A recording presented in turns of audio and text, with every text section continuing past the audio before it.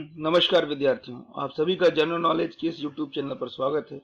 आज की इस वीडियो में आपके लिए जनरल नॉलेज व करंट अफेयर से जुड़े हुए महत्वपूर्ण प्रश्न, विकल्प एवं उत्तर सहित प्रस्तुत हैं। आपसे निवेदन है कि इस वीडियो को अंत तक अवश्य देखें और अपने मित्रों व अन्य साथी विद्यार्थियों के साथ इस वीडियो को शेयर भी अवश्य कीजिए।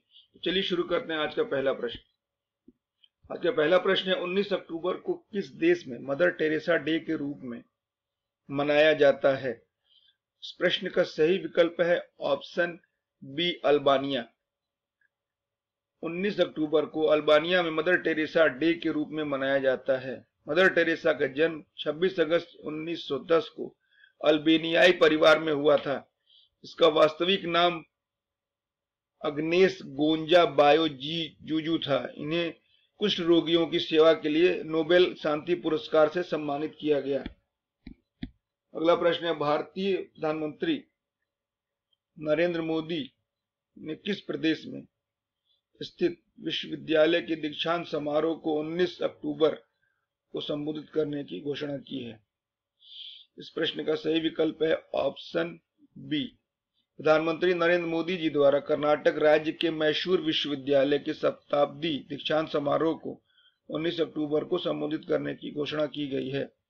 27 जुलाई 1916 में स्थापित मैसूर विश्वविद्यालय देश का 6वां विश्वविद्यालय और कर्नाटक राज्य का पहला विश्वविद्यालय था। अगला प्रश्न है, भारत के किस राज्य में international institute of advanced virology की पहली चरण की संचालन की शुरुआत की गई? इस प्रश्न का सही विकल्प है ऑप्शन डी, केरल। केरल में international institute of advanced virology की पहले चरण के संचालन की शुरुआत की गई। यह संस्थान तिरुवनंतपुरम के थोनकल में लाइफ साइंस पार्क में स्थित है। डॉक्टर अखिल बनर्जी को इस संस्थान के प्रमुख के रूप में नियुक्त किया गया। अगला प्रश्न है, संयुक्त राष्ट्र संघ द्वारा जारी रिपोर्ट के अनुसार जलवायु आपदाओं में सबसे अधिक प्रभावित होने वाले देशों में भारत का कौन सा स्थान है? इस प्रश्न का सही विकल्प है ऑप्शन सी, तीसरा। संयुक्त राष्ट्र संघ द्वारा जारी एक रिपोर्ट के अनुसार जलवायु आपदाओं में सबसे अधिक प्रभावित होने वाले देशों में भारत का तीसरा स्थान है। इस सूची में पहले स्थान पर चीन, दूसरे स्थान पर अमेरिका तथा तीसरे स्थान पर भारत का नंबर आता है। चीन में एक वर्ष में 600, अमेरिका में एक वर्ष में 467 व भारत में एक वर्ष में 300 से ज्यादा प्राकृतिक आपदाएं दर्ज की गई हैं। अगला प्रश्न है, किस मंत्रालय ने भारतीय उद्योग परिसंघ के साथ मिलकर 20 अक्टूबर को इस्पात के इस्तेमाल को बढ़ावा देने के लिए वेबिनार आयोजित किया? इस प्रश्न का सही विकल्प है ऑप्शन ए, इस्पात मंत्रालय।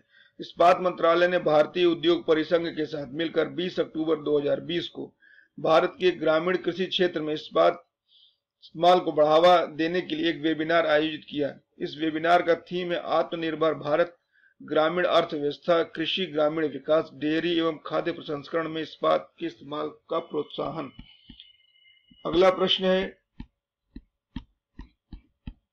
किस बैंक ने अपने ग्राहकों के लिए व्हाट्सएप बैंकिंग सेवा की शुरुआत की है? इस प्रश्न का सही विकल्प है option A, IDBI. IDBI bank ने अपने ग्राहकों के लिए व्हाट्सएप बैंकिंग सेवा की शुरुआत की है। आईडीबीआई बैंक की स्थापना 1964 में की गई थी। इसका मुख्यालय मुंबई में स्थित है। वर्तमान में इसके सीईओ श्री राकेश शर्मा जी हैं। अगला प्रश्न है, ग्लोबल हंगर इंडेक्स 2020 में कौन सा देश शीर्ष पर रहा है? इस प्रश्न का सही विकल्प है option A, Belarus. Global hunger index 2020 में बेलारूस पहले स्थान पर रहा है। इस सूची में बोस्निया दूसरे नंबर पर, ब्राजील को तीसरा स्थान मिला है। ये 107 देशों की सूची है। इसमें भारत 94 स्थान पर रहा है। अगला प्रश्न है, केंद्रीय मंत्री नितिन गडकरी ने किस राज्य में 15,592 करोड़ रुपए के राजमार्ग परियोजना का उद्घाटन किया? इस प्रश्न का सही विकल्प है ऑप्शन डी, आंध्र प्रदेश। केंद्रीय मंत्री नितिन गडकरी जी द्वारा प्रदेश में 15,592 करोड़ रुपए की राजमार्ग परियोजनाओं का उद्घाटन किया।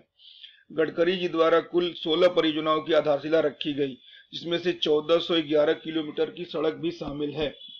अगला प्रश्न है, भारत सरकार ने डिजिटल स्वास्थ्य सुविधा और सुरक्षा प्रदान करने के लिए किस देश के साथ समझौता किया है? इस प्रश्न का सही विकल्प है ऑप्शन ए, नीदरलैंड।